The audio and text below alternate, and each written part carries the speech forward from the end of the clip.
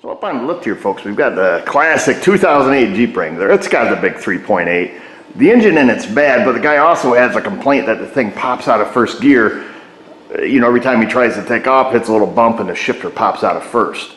It didn't take much looking on the World Wide Web to find out that this is a relatively common issue with these transmissions. Now, Dorman, of all people, have come up with an updated shift tower that evidently has stronger detents than the OEM one. So these things, it's like shifting a box of marshmallows. Even when they're new, they've got a rubber mounted shifter and they have insanely light detents on their shift tower here.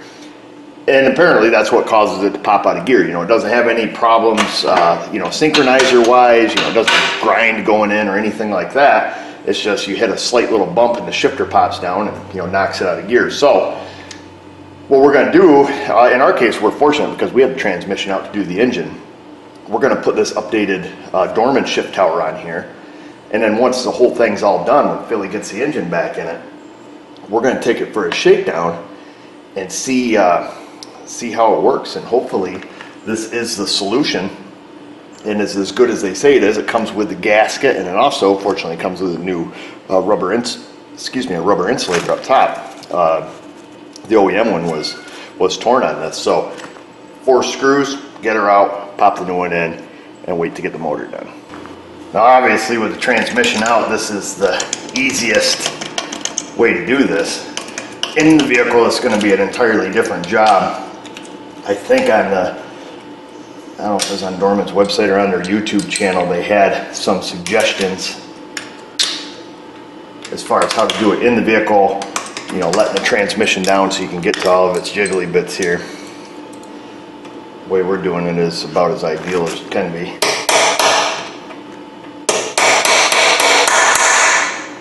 We'll see if everything wants to cooperate here for us and come loose. Hopefully it does. So we'll go through and crack all these babies loose.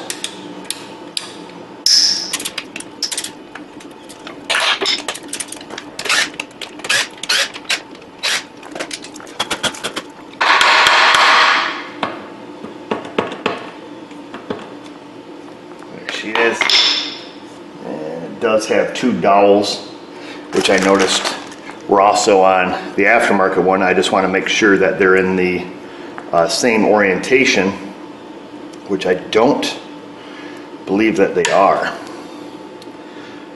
This one is, and this one is, so I do believe that they are. So the dowel pins are in the same orientation. I'm just a backwards kind of fella here. So that's to the side. Looks like they used anaerobic sealer or something here from the factory. I see the aftermarket comes with a gasket.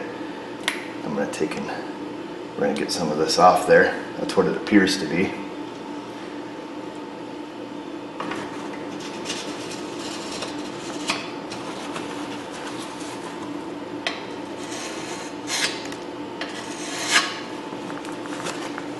It's all cleaned up. I want to take and knock these dowel pins down here.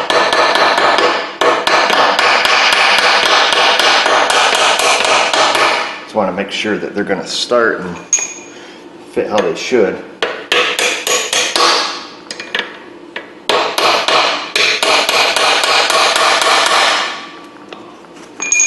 I didn't want to be dependent on the bolts pulling them down, so it does look like all the bolt holes are going to line up.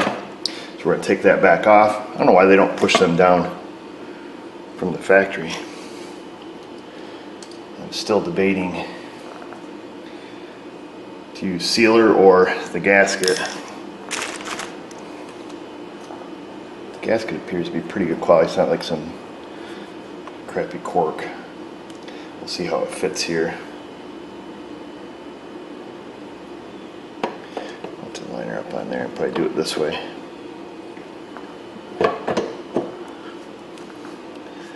I think we'll be okay. At this point, we'll just spin the bolts back in it, snug it up, and hope for the best.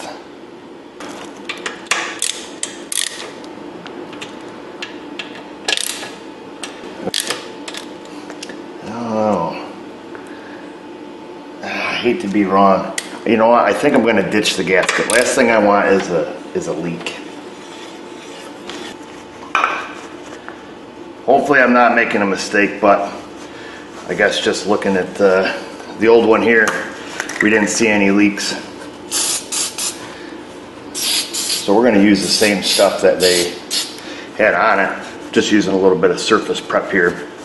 We're going to use some anaerobic gasket maker. I'm going to clean off this surface here, spray a little prep on it, and then we're just going to use some anaerobic sealer. I think that'll be our safest bet.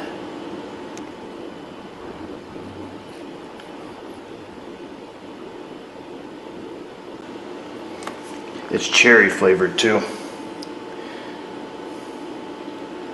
Don't taste it, just trust me.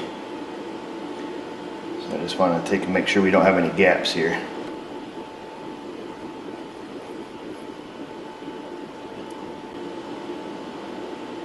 Okay, there we go. Now I feel a whole lot better about myself. Whew.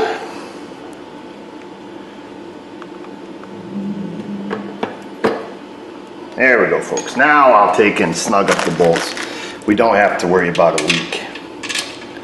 Whether it came from the factory or not with a gasket, I don't know, but I know the old one had anaerobic sealer on it and it didn't leak a drop. So that's the route we're going. I'm going to snug this up, and once the engine's in and done and running, we're going to take it for a shakedown to see if it fixed it.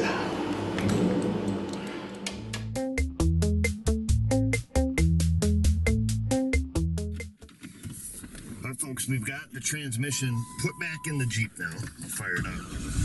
We've got the brand new engine put in the Jeep now, which is awesome. We've got the new rubber piece there on top of the transmission.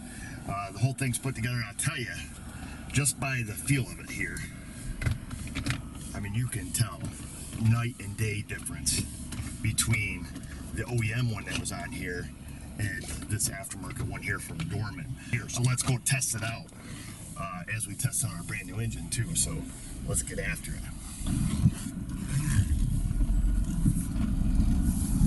So come up here, let's grab a gear here.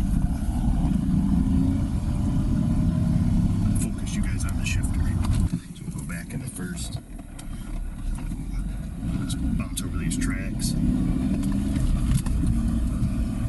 Not quite rough enough for me. Let's go find something rougher. Here we go. So before, just a little bit of bumps like that knocked this thing right out of gear every single time. It was almost obnoxious to drive. Let's see here. We're going to go back into first. Just drive down the shoulder here a little bit, hit these bumps.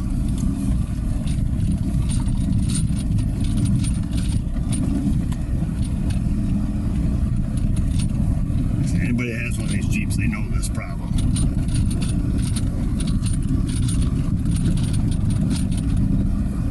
Alright, I'm satisfied. I don't think we need to go out, but let's just test its overall shifting performance.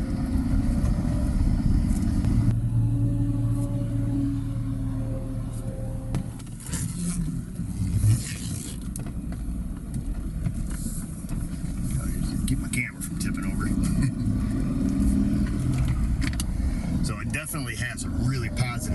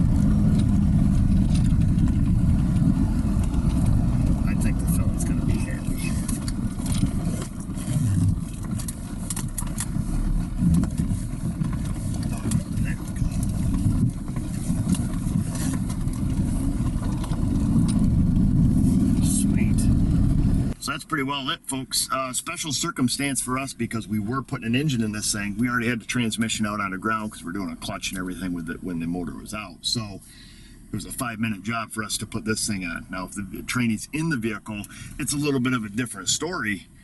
Simply because you've got to take the cross member out and let that trainee down just as far as you can get it, short of pulling it, and then kind of, work up here like this, working a little bit blind or looking at it through the top here inside the vehicle, looking down on it, to see what's going on. But I still think it's definitely doable. So for what it's worth, I think Dorman does have on there, I don't know if it's on their YouTube or wherever they advertise this thing, I think they had some videos suggesting how to do it in the vehicle. So I believe it is possible, but certainly did fix this thing from popping out of gear, which was absolutely obnoxious to drive. You always had to hold your hand on the shifter because under its own weight it would fall out, which is stupid. But what's not stupid is having you go into that comment section. You find us on the Insta, the Facebook, the Teespring, the Patreon. We're all over the place. You want to buy one of these, look in the description. I'll put a link to that. And that's it, folks. Just remember, viewers, if I can do it, you can do it. Thanks for watching.